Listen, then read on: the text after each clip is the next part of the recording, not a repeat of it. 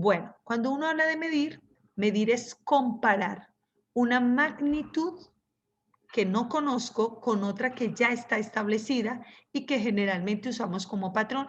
A esta la denominamos unidad. Entonces, aquí tenemos este ejemplo. Para medir una mesa se usa el metro. Listo.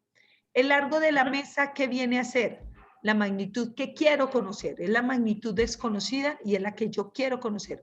Yo quiero saber cuánto tiene de largo la mesa. ¿Qué ves el metro? ¿Qué me representa el metro? La medida que ya conozco, o sea, esa que utilizamos como patrón. ¿Listo? Entonces, eso es medir. Medir es comparar una magnitud con otra que ya está establecida. Muy bien, vamos a revisar esta primera parte con esta medida que tenemos acá. Aquí encontramos. ¿Profe? Bueno, en este punto vamos a parar un minutico y vamos a hablar de esta primera parte. ¿Listo? Muy bien, vamos a hablar de esto. 145 centímetros. Estos 145 centímetros que nosotros encontramos aquí, esto es lo que conocemos como una medida.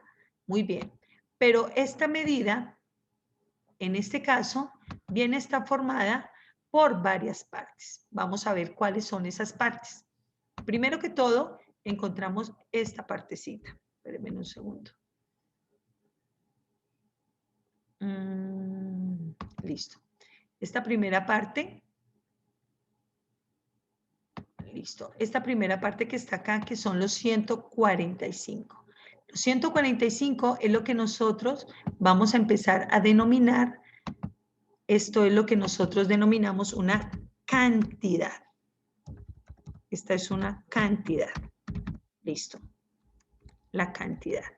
Bien. Y aquí nos vamos a encontrar con esta otra parte que son lo que nosotros vemos aquí que es un centímetros. Muy bien, aquí esta parte de los centímetros. Vamos a cambiarle aquí el color.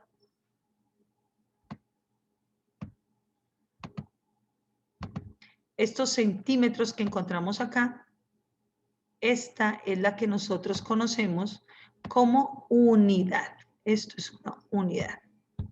Bien, y el cm como tal es el símbolo, este viene a ser el símbolo de esa unidad, ¿no? Esta que está acá. Entonces, este es el símbolo de esa unidad como tal. Entonces, fundamental entender lo siguiente. Cuando nosotros hablamos en matemáticas, en física o en química, de dar una medida, es importante que ustedes coloquen siempre la cantidad y la unidad. Ustedes no pueden decirme, bueno, tenemos 45. ¿45 qué?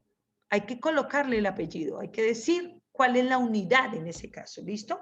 Porque dar una cantidad no es una medida. La medida siempre debe estar formada por estas dos partes, la cantidad y la unidad. En este caso, entonces, vamos a definir que las partes de la medida son estas que encontramos aquí. Entonces, vamos a hablar de esas partes de la medida. Partes de una medida. Entonces, en una medida encontramos dos partes que son la cantidad y la unidad. Muy bien. ¿Qué es la cantidad? La cantidad, entonces decimos que es la parte numérica de la medida. Esta partecita de acá. Esa es la parte numérica o cantidad. ¿Y qué es la unidad? Es una magnitud que se emplea como referencia para medir otra en forma directa o indirecta. ¿Listo? Pero siempre tienen que tener las mismas características o tener prácticamente como el mismo origen, ¿no? Entonces, esto lo debemos tener presente, que siempre en una medida vamos a hablar de la cantidad y de la unidad. Muy bien. Preguntas hasta aquí, por favor.